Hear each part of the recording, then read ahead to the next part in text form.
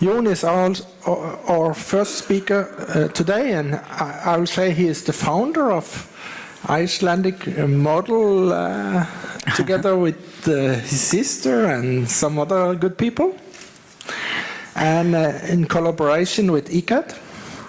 And I will not use more words now, just hand the podium over to you, John, and we look forward for what you have to say to us today. Thank you. Thank you, Viggo.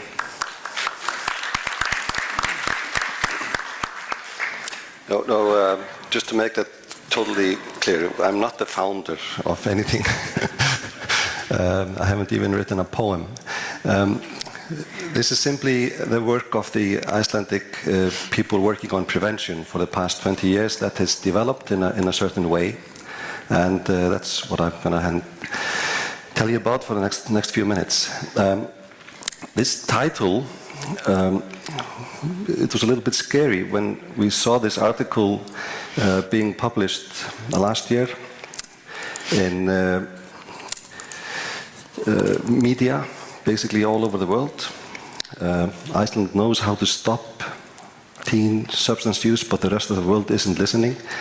For the first few days, we received a few phone calls about what are you doing. Really happy about that. But after that, it was more like an avalanche, and we've just been trying to keep afloat after that. So I can assure you that the world is listening. This is how the center of Reykjavik looked like about 20 years ago. This is taken in June, in the middle of the night. And as you know, here in Sweden, the nights can be really bright. And the mainstream was that children, 15, 16-year-old and older, of course, would go downtown and get drunk. So 20 years later, this article pops up, and let me show you a few figures. In 1998, Icelandic adolescents scored highest in the use of drugs in Europe. This is the now, picture. 20 years later, they score among the lowest. So something has been done, something has happened. It's not by coincidence. And if we just take a look at our neighbors, let me go back here and show you two figures. 42% of 15 and 16-year-old in Iceland had become drunk for the past 30 days in '98, whereas they are now 6%. This is from the ECAD study in 2015, where Iceland scores lowest of the Scandinavian countries. And look at our friends in Denmark. Yeah, something may need to be done there. Looks good. Sorry, any Danish people? I'm on thin ice. But the model has, we've been introducing it in many countries and many cities. And it's just common sense, and I will tell you. Now, around 35 municipalities in Europe have been using it, and we know about at least 10 that are starting more this year. And the model is based on these things. Evidence. We always use evidence when it comes to prevention work. And when I say we, it's all the people working on prevention. It's not me or us. We're just the number of people. Also, this model is based on a community approach. You can never look at the whole country at the same time. You have to break it down and work where you actually can have influence in your community, in your neighborhood. And dialogue. We have managed, and this is often difficult, we have learned, to have researchers, policymakers, and practitioners talk together, open the doors, and work together. This is often the hardest part. So these three, evidence, community, and dialogue. But they have to go together. I mean, this is a good cappuccino or good latte. You cannot take one part of it. All the three have to be there, okay? So, research, that's where I come from the research institution. And we are often asked, why are you putting all this emphasis on research in this field? Basically, wherever you want to succeed, you need research. You wouldn't build a bridge without testing the foundation first. You wouldn't put a new medicine on the market and just, well, let's see how it goes, you know. You don't do that. You do research. So, I need a picture with this slide. when it comes to our children's For the lives, municipality, you know. the most important thing we have, then why should we not use research? Why should we then start using feelings, what we think, what everybody says? We need research. And we have been lucky in Iceland. Long before my time, our colleagues started doing research in '92. And now we monitor the age group from 10 to 20. Some of the age groups every year, others every third or second year. And all the schools in Iceland participate in this, all the schools. High schools and primary schools and secondary schools. And we ask about, in these questionnaires, everything that is of importance in the lives of children. Not only how much they drink and smoke, but about everything of importance. And so probably this is one of the most comprehensive databases on youth. I know Sweden has a huge database, probably bigger, but this one is quite huge also. And okay, how do we use the research? We always divide our work into two categories, into practical and scientific. The scientific part, there we publish papers. There are more than 100 publications, peer-reviewed international publications already from this data. So science forms the platform for practice. The other part is the practical one. And there, and this is important, and I know this is being done very well also here in Sweden, that the information from the data is taken and given out into the local communities so that you can use this in your work as a tool. Find out immediately after the data collection how the situation is and if something you need to change, amend. So use the research on a local level. It takes us about 8 weeks after the data collection in all the schools to get the findings out to the municipalities. And today, municipalities with around 85% of the population in Iceland, they are kind of like subscribers to this. And if we are too late, they call us and say, hey, where is our latest report? We need to know what's happening in the lives of our kids. So they kind of, we made them addicted, which is probably no cure for that. Some of you have seen these guys. If you look at your community, as this boat and the researcher up in the barrel, looking forward, visualizing, trying to find out things. And you see the policymaker, the blindfolded guy, and the practitioners, blindfolded too. And the researcher, this is actually how we used to work ourselves. I'm sure you don't know any researcher who does this. But when this researcher has finished the last paper, he starts the next paper.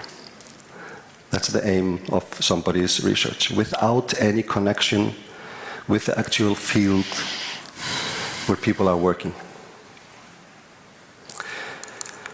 This is how we've been trying to do it for the past 20 years. Doing the research, immediately handing out information about the situation, not only about how much the children are drinking and smoking, but also about if there is a new risk factor or a preventive factor that needs to be strengthened. And as I said before, the municipalities, the districts, the schools, they're using this as a tool. It's no magic, it's no rocket science, just social science. Much simpler. So, go with me back to 1998. It's not enough to do research, you have to use it. And we needed an analysis of all the data that was already there from 1992. And as I say, this was before my time, but my colleagues then, they could see that there were some things in the lives of children, in their environment, connected with the fact if they started to use drugs or not.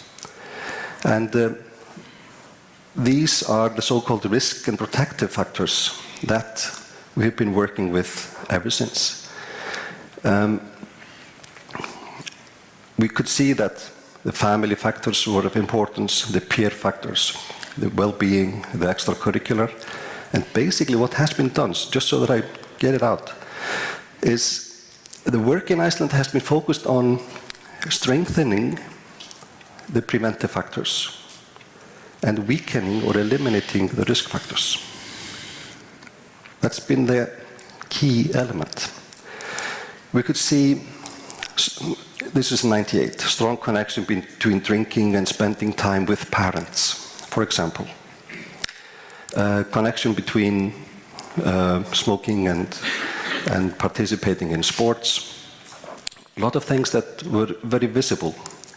And when these factors were analyzed deeper, we could see that the biggest preventive factor in the life of a child in a normal family is the parents. Time spent with parents, for example, was crucial. The more time children spend with the family, the less likely they are to start to use drugs.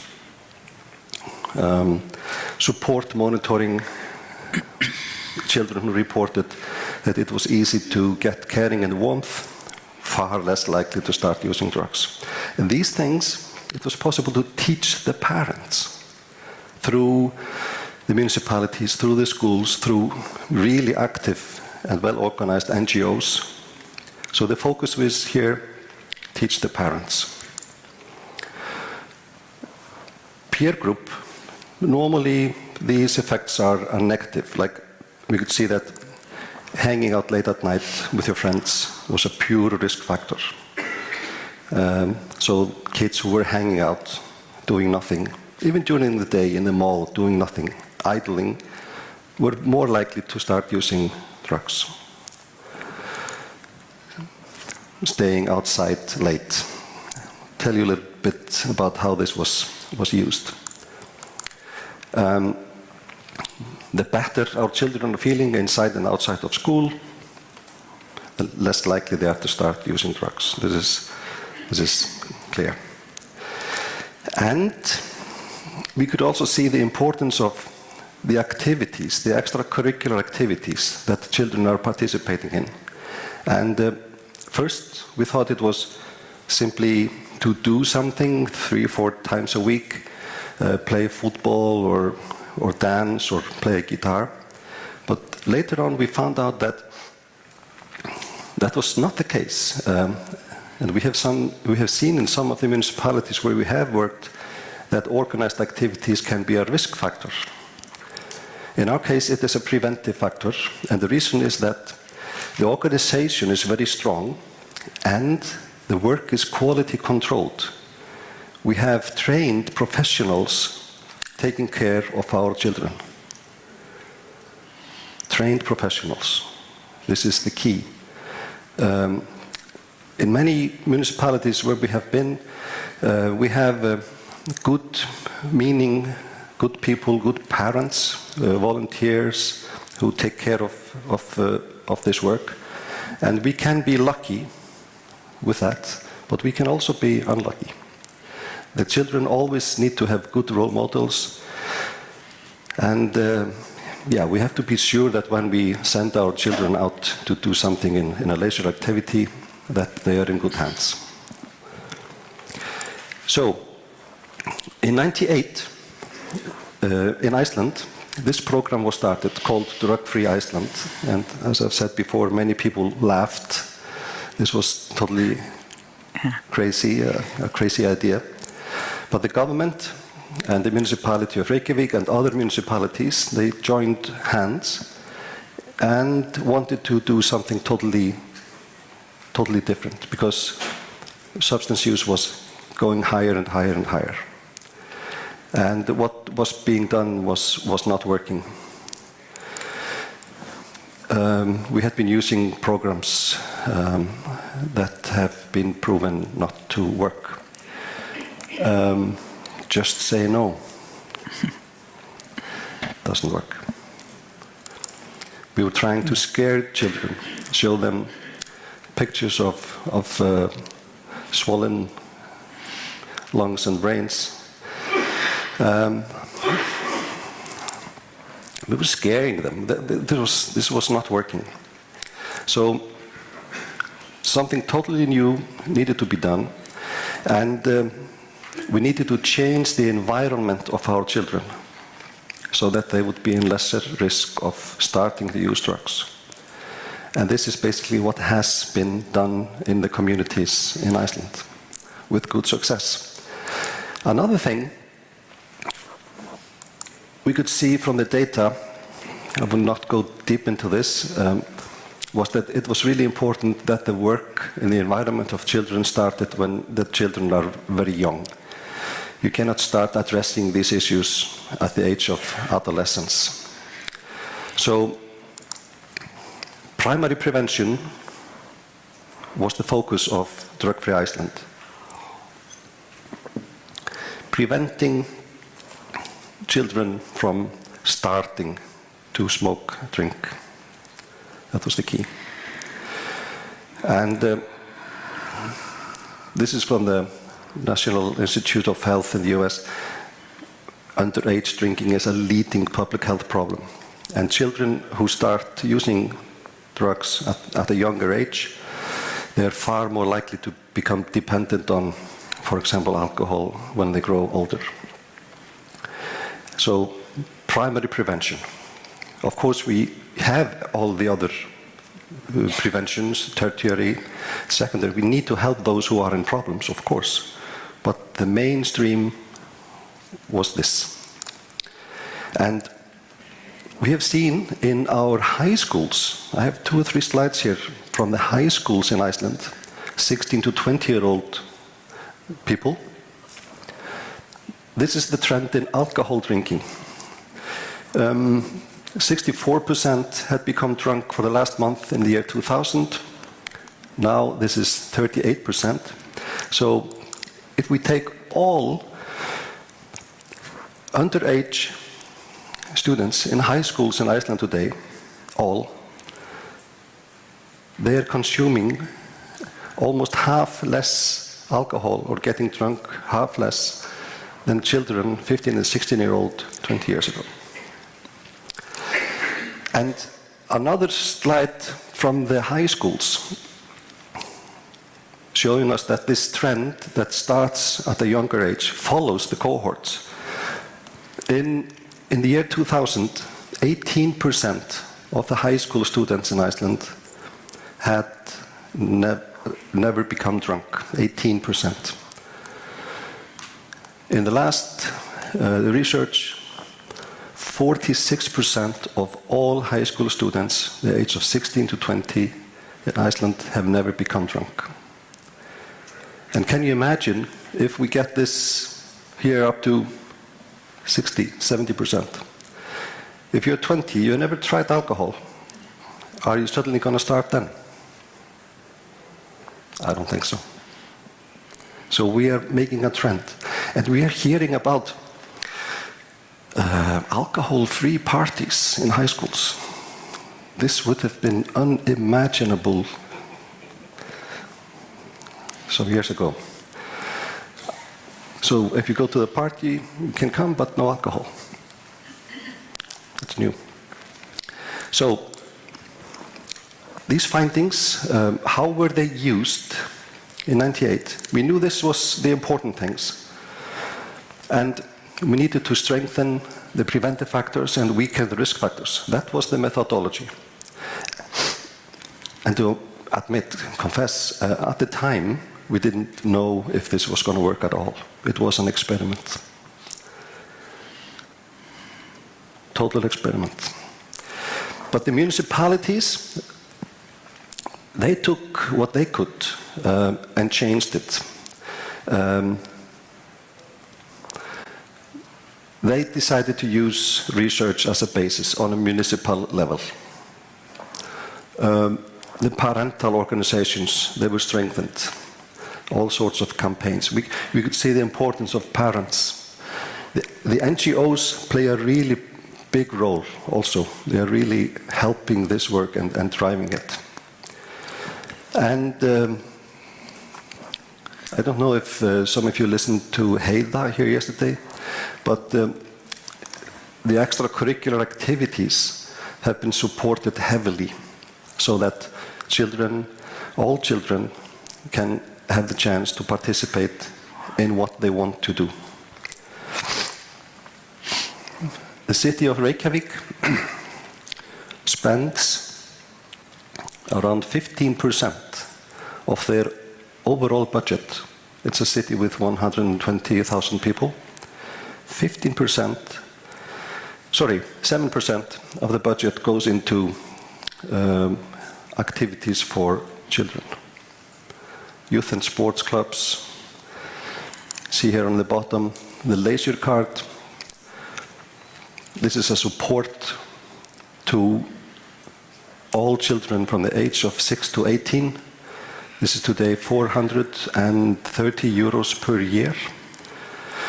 And just to make sure that all children can participate in what they find interesting in their leisure time. They don't need to go anywhere else. They have lots of things to do. The city of Reykjavik now is offering or supporting over 500 different activities in the city. Of course, they are the same in the different districts, football, for example. But this is a constant reminder to parents that their children should be active in their free time. The free time of children is really long. If you take all the awake hours in the year, take away the school, it's about 70% of the rest of the time, which is leisure. And this time simply has to be filled with interesting things to do for children. And that's what the municipalities are doing. The government, they also did what they could. We have a similar system as Sweden. We have a system Bolag. You cannot buy beer or wine unless you go to the state-run shop.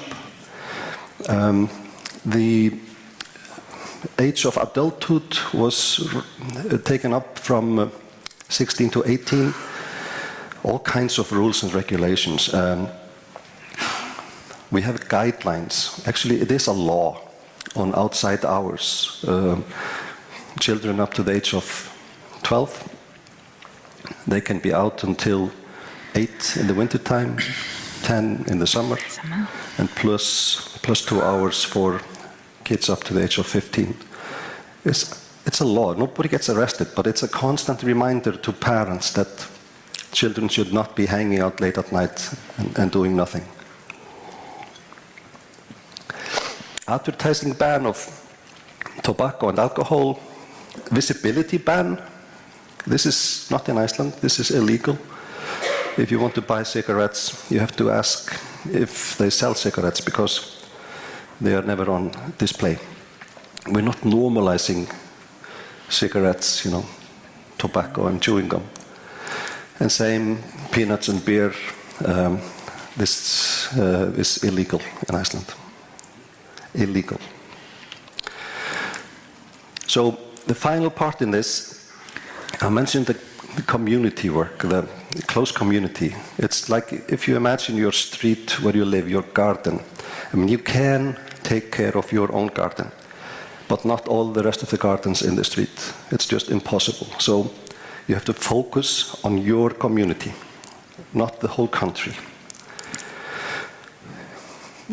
I was in Umeå a few years ago, and the people working on prevention in Umeå, they have absolutely no need for information about the situation in Stockholm or Örebro and Gothenburg. You need your local information in order to be able to use this as a tool. Do you follow me?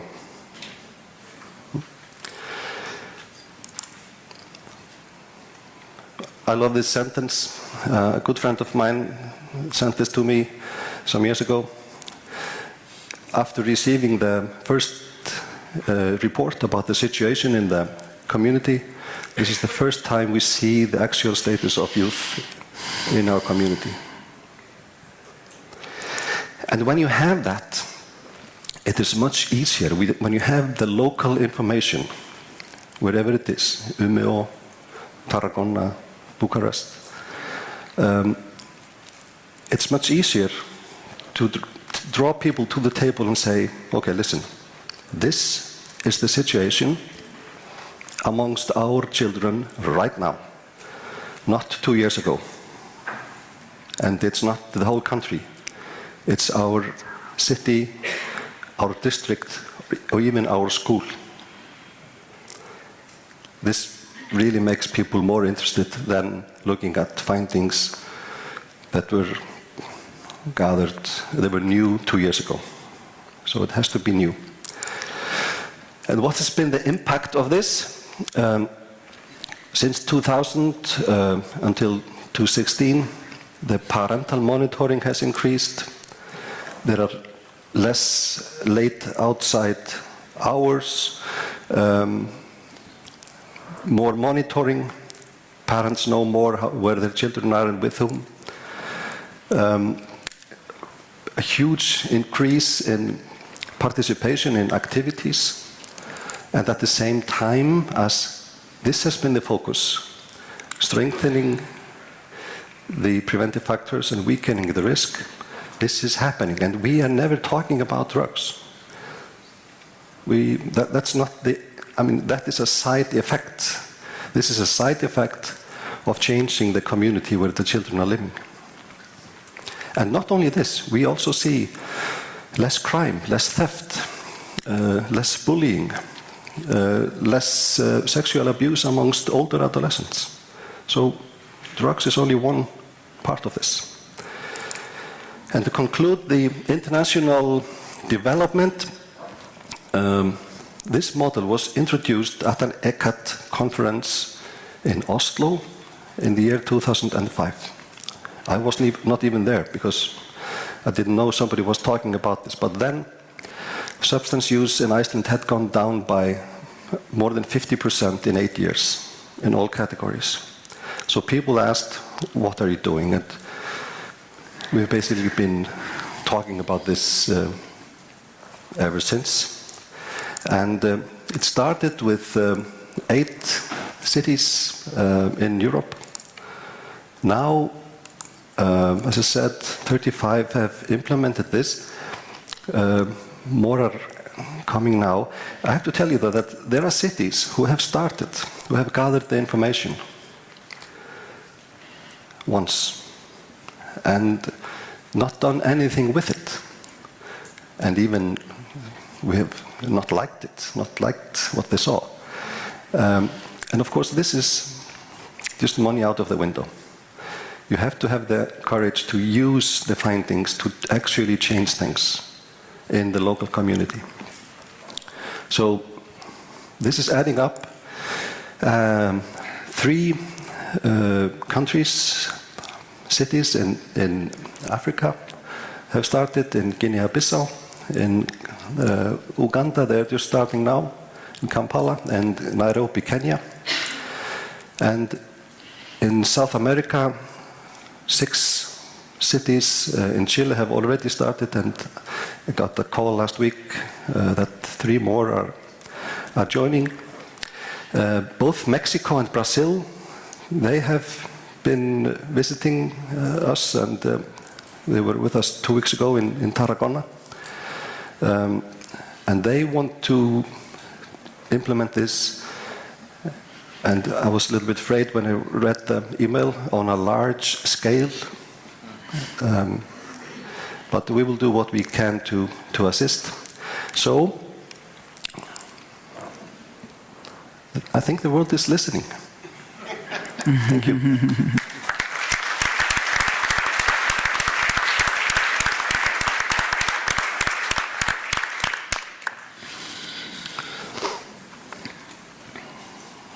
I forgot the big microphone. Thank you, John. Thank you. I am very pleased that you would come here to inform us. I think we have to go home and think if we shouldn't do like you have done. No. And all the speakers in this conference get a robot. It's a manual robot. So as a memory for this conference. Thank you so much. Thank you. And after the 2 next speakers, we will have a opportunity to have questions. Mm-hmm. But I think we will have the next 2 speeches also before we have the questions, so we can use the time effectively.